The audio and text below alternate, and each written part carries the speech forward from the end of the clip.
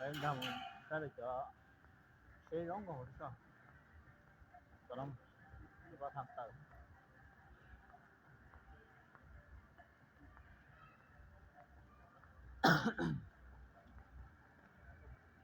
มันลองแสดงรถโอ้มันโดนยี่ห้อต่างๆเซอร์เรสจิมแมนมาสด้าโฟตอนแปดเซนโวลต์เตอร์ฟอร์ดเรนเจอร์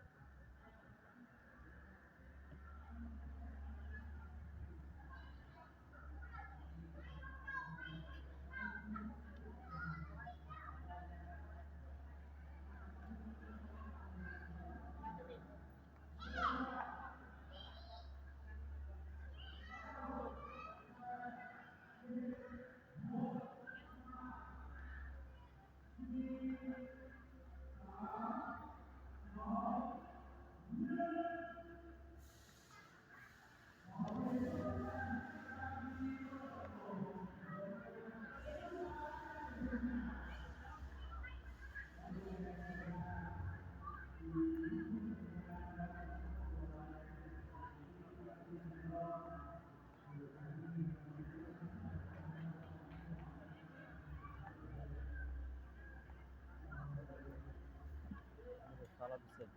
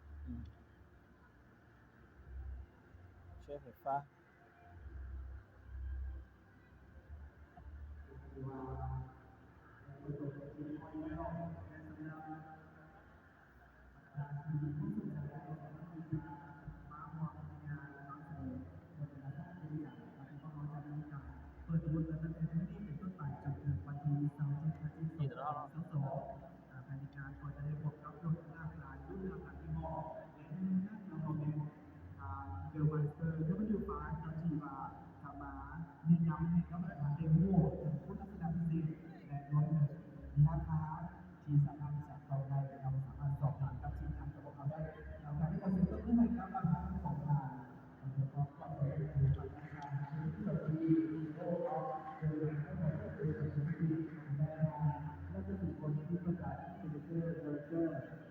าดมอเตอร์ลาวและขอยันเชิญอีกครั้งหนึ่งนะสำหรับประธานทั้งสองท่านน้องหัวไทยพูดอยู่ทางด้านหน้าเวที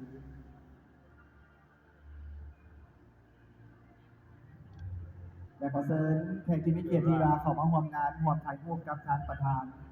ขอเชิญเลยเป็นการเป็นการมีความเข้าใจใน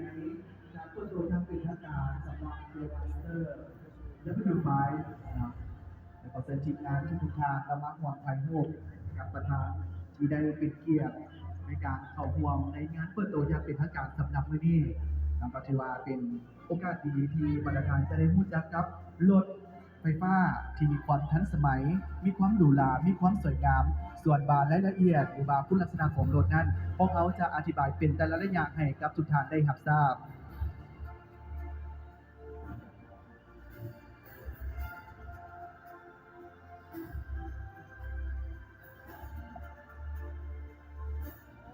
ขอเสียงตบมือให้กับทางประธานและแขกผู้มีเกียรติที่เข้ามาร่วมในงานครั้งนี้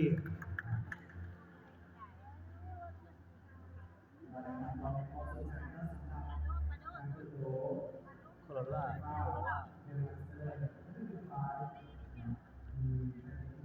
แล้วก็แล้วนาวาร่าโตโยต้า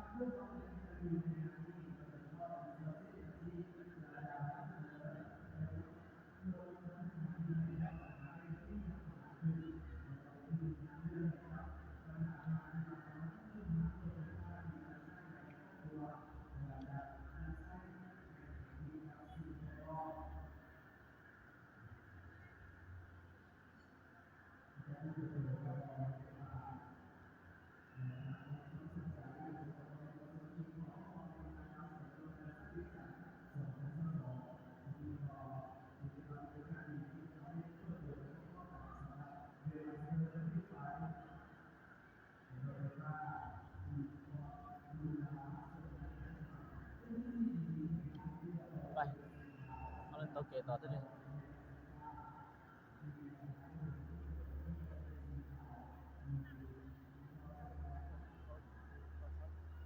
อ่ะมันก็แล้วเนาะ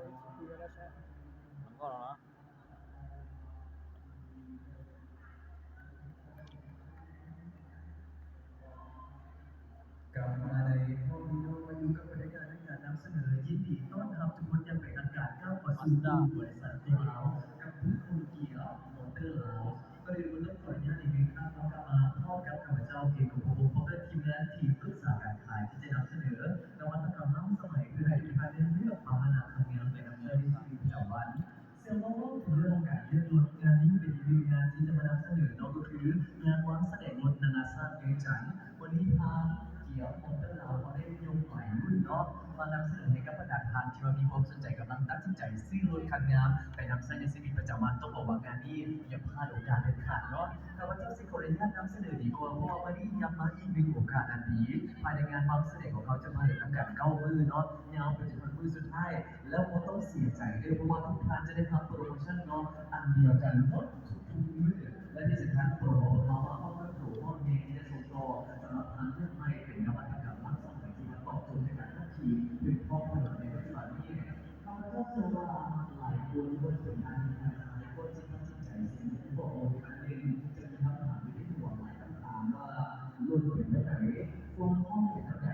การออกแบบเป็นเท่าไหร่เครื่องจักรเป็นเท่าไหร่และที่สำคัญคือเป็นการระหว่างเส้นทางที่สุดยอดที่เขาสามารถไหวพอซึ่งไม่มีคำถามในส่วนตัวหลายคนก็เป็นแนวทางที่เขาจะอาจจะดูสนใจเพราะว่าเรื่องที่มาหาว่าเพียงแต่10%ของผู้สามารถสามารถทำให้เราได้ที่สำคัญก็จะเป็นตัวนี้ตัวเราเวลาที่เราสิ่งของเราออกมา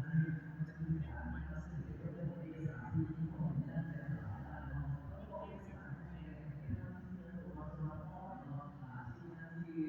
ข้อมูลในการจัดการไม่ต้องมีงานอะไรให้เขา FGT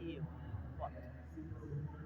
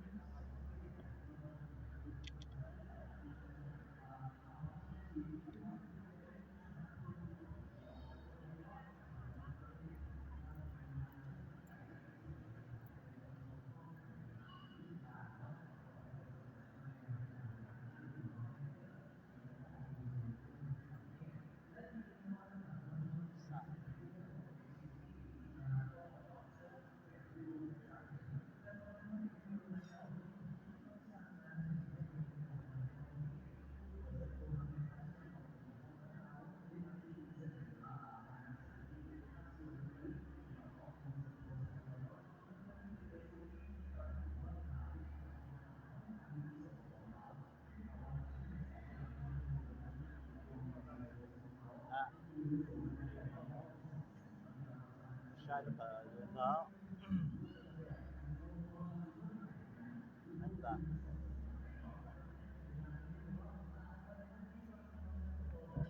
lúc nọ xưa hai chưa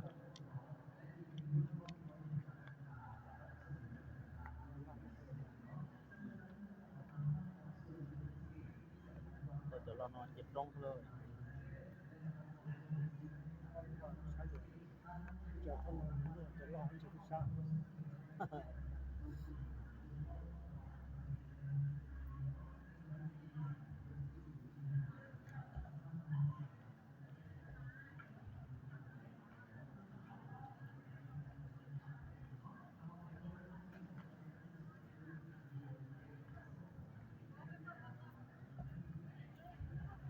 Không sao lúc lúc ở kia không mà lại là nói chả